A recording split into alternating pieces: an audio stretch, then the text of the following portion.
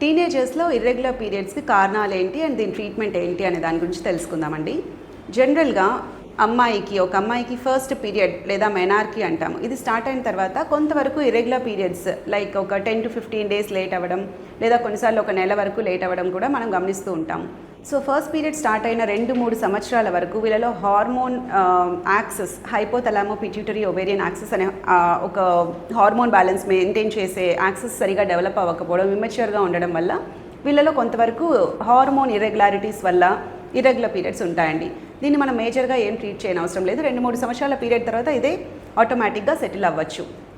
Next వీళ్ళలో stress levels అధికంగా ఉండడం, నిద్ర సరిగా లేకపోవడం అండ్ నెక్స్ట్ రీజన్ బరువు పెరగడం. సో ఫస్ట్ పీరియడ్ వచ్చిన తర్వాత వీళ్ళలో ఆహారం ఎక్కువగా తీసుకోవడం, బలమైన ఆహారం తీసుకోవడం వల్ల హైట్ పెరుగుతారు, హెల్తీగా ఉంటారు అనే కొన్ని నమ్మకాల వల్ల ఓవర్ ఫీడింగ్ చేయడం వల్ల వీళ్ళలో బరువు పెరగడం అండ్ ఓవర్ వెయిట్ వల్ల వీళ్ళలో ఇర్రెగ్యులర్ పీరియడ్స్ అనేది చూస్తూ ఉంటాము.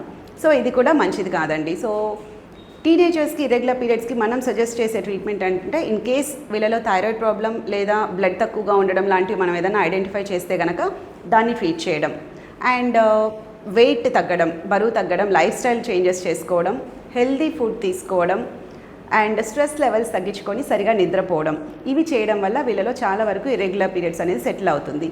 అండ్ పీసీఓడి ప్రాబ్లం ఒకవేళ ఐడెంటిఫై చేస్తే కనుక టీనేజర్స్లో ఎలాంటి ట్రీట్మెంట్ సజెస్ట్ చేయరండి డాక్టర్స్.